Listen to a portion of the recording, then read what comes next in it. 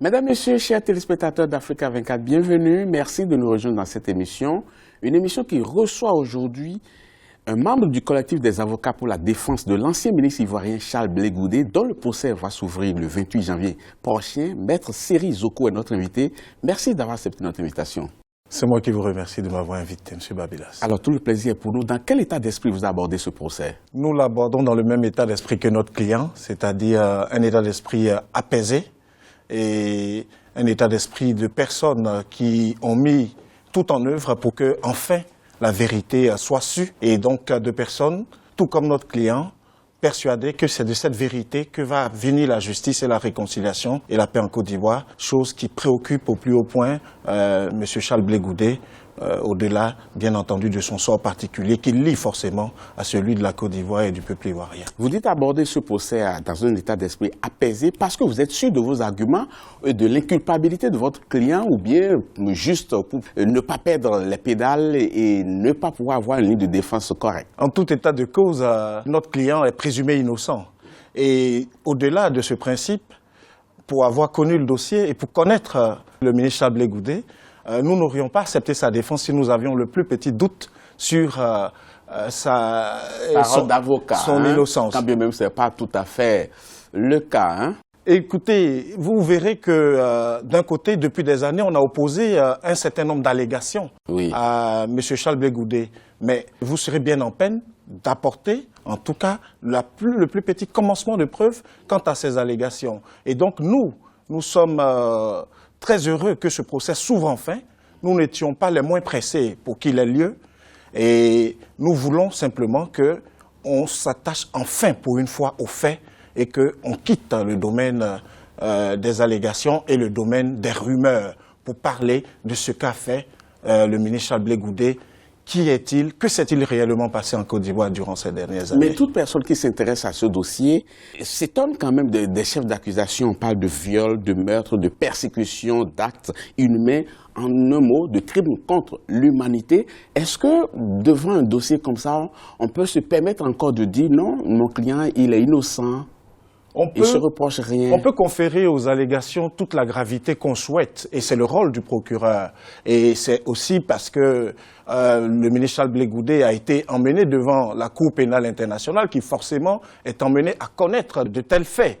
Mais le fait de pouvoir connaître de tels faits n'induit pas que ces faits sont avérés. Et de ce point de vue, nous avons les moyens de démontrer qu'en réalité, il y a une victime à La Haye. Il y a un innocent à La Haye. Il s'agit de quelqu'un, Charles Blé Goudé, qui est venu à la rescousse de son pays qui avait été attaqué. Et il est venu dans un positionnement qui est assez rare en Afrique. Et c'est peut-être pour ça que c'est surprenant. Face à des gens qui ont pris des armes, il a décidé de lancer ce qu'on appelle la lutte aux mains nues, c'est-à-dire simplement de mobiliser la population qui elle-même était déjà mobilisée par rapport à cette attaque qui n'avait aucune raison d'être, pour simplement défendre les institutions de la République. Et dans la mise en œuvre de cette mission, il a eu à cœur d'éviter que le sang ne coule.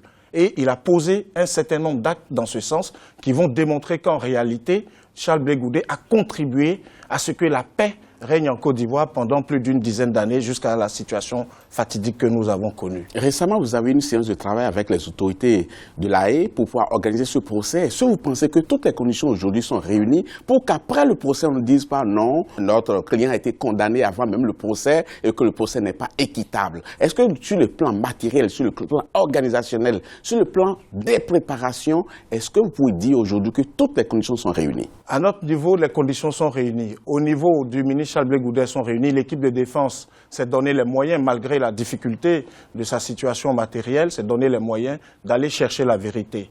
Et ce qui se joue ici, au-delà du sort de M. Charles Blé Goudé, c'est celui aussi de l'idée de la justice internationale, de la justice universelle et incarnée ou qui se veut être incarnée par la Cour pénale internationale. Et nous pensons que la Cour a à cœur de donner la preuve qu'elle est pour que le droit se dise. Et si le droit se dit, et nous espérons que le droit se dira, on verra qu'en réalité, Charles Blé Goudé, par exemple, a réussi à des moments charnières où la Côte d'Ivoire était acculé, où il y avait des violences, par exemple en 2006, lorsqu'il y avait la question des audiences foraines, où le pays était sur le point de brûler, il a pris des risques à la fois contre son propre camp et contre le camp adverse, c'est-à-dire les extrémistes des différents bords, pour réunir les jeunesses des partis de façon à ce qu'un appel soit lancé. Il s'agit donc des accords du Café de Versailles. Et après cela, il a lancé une caravane de la paix. Ce sont des faits. Après cela, même avant la crise post-électorale, il a été celui qui est allé vers l'ONUCI pour attirer l'attention sur le fait que le climat post-électoral serait la fille du climat préélectoral et qu'il y avait déjà des attaques planifiées et qui étaient mises en œuvre et qu'il fallait ensemble éviter à la Côte d'Ivoire des crimes. Et il n'a pas été entendu parce que les passions étaient très fortes, étaient très grandes. Mais certaines personnes estiment aujourd'hui, des personnes qui sont intéressées au dossier, estiment qu'il vaudrait mieux que votre client plaide coupable. Le ministre Blé Goudé n'a pas eu peur de prendre des risques avec sa vie. Mais pourquoi prendre autant de risques? Ce sont des notions qui sont propres à tous les peuples et à tous les pays. Mais pas à tout individu. Et justement, et c'est ce qui fait la différence entre un individu qui est dans l'histoire et qui fait l'histoire, qui s'était déjà engagé comme syndicaliste et qui avait été enchaîné sur son lit d'hôpital et qui a vécu encore quand il a été enlevé au Ghana et ramené en Côte d'Ivoire, qui a vécu des affres dans des prisons secrètes en Côte d'Ivoire, mais qui, malgré cela, reste dans la perspective de ce que nous allons faire ensemble demain. Et en cela, il se situe dans une lignée. Vous avez eu en France, partout, quand les institutions sont attaquées, il y a une réaction. Et aujourd'hui, on honore, par exemple, en France, des personnes comme le colonel Fabien, comme Jim Oké. Ce sont des jeunes qui, eux, avaient pris les armes. Et aujourd'hui, qui sont honorés à juste titre. Mais lui, dans le cas d'espèce, on parle de la Côte d'Ivoire, un pays qui dispose d'institutions. Mais comment se fait-il qu'aujourd'hui, ce n'est pas une institution qu'on défend, on défend un individu? Les institutions ayant été attaquées, il y a la liberté de manifester. Et c'est ça qui fait 3000 morts? Le procès permettra de déterminer réellement les responsabilités. Oui, mais quand on a été acteur de premier plan. Et je mets au défi quiconque d'apporter une écoute, une image. Mais il y en a pas mal qui ont été montrés lors de la présentation de votre client. Je vais vous donner un exemple très précis d'une légende internationale urbaine qui court sur M. Charles Blé Goudé, la fameuse expression « à chacun son français ». Elle a valu à Charles Blé Goudé les affres d'une médiatisation négative au niveau international. Eh bien, figurez-vous que durant les audiences dont vous parliez de confirmation des charges, le procureur a reconnu qu'en réalité, cette expression et les actes qui pouvaient aller avec cette expression n'étaient pas imputables à M. Charles Blé Goudé. Il a trouvé enfin l'auteur des 10 propos et des actes en question. Et vous pouvez vérifier le fait que, même à certains moments, les actes de Charles Blé Goudé n'étaient pas bien vus non plus par certains membres de son camp. À un moment, certains d'autres membres de ce qu'on appelait cette galaxie n'étaient pas d'accord avec le fait que Charles Blé Goudé aille discuter face à la caravane de la paix pour parvenir à apaiser le climat. Sur un autre chapitre, Charles Blé Goudé a déposé en mai dernier une plainte contre la direction de surveillance du territoire en Côte d'Ivoire. Est-ce que ça fait partie aussi de votre stratégie de défense? Ce n'est pas une stratégie, mais il s'agit d'établir des faits qui, en aucun cas, ne peuvent être acceptés,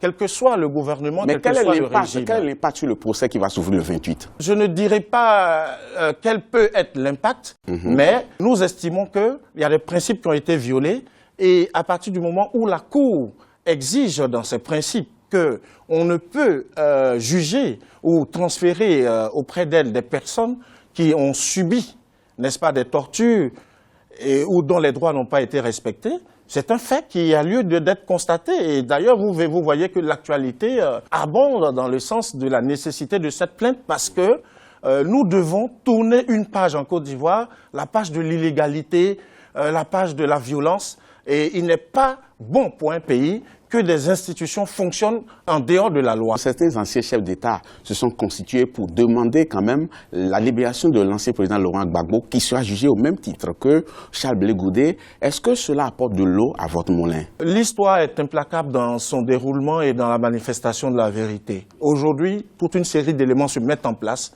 aussi bien en Côte d'Ivoire qu'à l'extérieur, dans les pays voisins, pour montrer que, en réalité, on avait un camp qui était attaché à la paix, qui avait été attaqué, mais qui a tout mis en œuvre avec différents accords Accra, Makoussi. Mais là où le bas blesse, c'est qu'aucun chef d'État en exercice ne s'est ajouté à cette démarche-là. Est-ce que ça ne dérange pas un peu? Non, je crois que les chefs d'État qui se sont engagés sont des gens tout à fait respectables. Oui. Et vous savez qu'en matière... Parce qu'ils militent en votre faveur, c'est ça? Non, ce sont de grands chefs d'État qui tous ont su en plus se retirer, ont su travailler au service de leur pays et qui, comme tels, sont respectés. Le moment était arrivé parce que aussi il fallait du temps pour que les yeux s'ouvrent. Et donc les yeux se sont ouverts pour ces anciens chefs d'État. Et nous pensons que pour ceux qui sont en exercice également, leurs yeux vont s'ouvrir, même de façon à ce qu'eux aussi se joignent. Ce procès a-t-il un impact sur la réconciliation en Côte d'Ivoire? Le procès en lui-même est appelé à jouer un rôle dans la manifestation de la vérité. Et c'est de la vérité que vient la réconciliation et l'apaisement. Et donc, par conséquent, il y a deux blocs en Côte d'Ivoire. Pour que ces blocs puissent mieux se parler, il faut que les représentants de l'autre bloc soient en mesure d'apporter leur contribution. Et c'est ce qu'ils vont faire s'ils sortent de là. Ils vont appeler à la paix comme ils l'ont toujours fait avant. Maître Serizoku, merci. Merci beaucoup, chers téléspectateurs. Vous avez constaté le procès qui va s'ouvrir le 28 janvier prochain. Ce sera bien entendu en direct sur Africa 24. Ne ratez surtout pas ce rendez-vous. Et après le procès, on aura du plaisir à recevoir encore Maître Serizoku sur ce plateau. Il va nous dire si ses attentes ont été comblées. Vous prenez le rendez-vous avec moi? Avec plaisir. Je vous remercie. Merci, Maître Serizoku. Je rappelle à nos téléspectateurs que vous êtes membre du collectif des avocats pour la défense de Charles Blé Goudé, l'ancien ministre ivoirien. Chers téléspectateurs, ce sera tout pour cette émission. Merci de l'avoir suivi. Prochain rendez-vous très bientôt pour un autre numéro. À bientôt.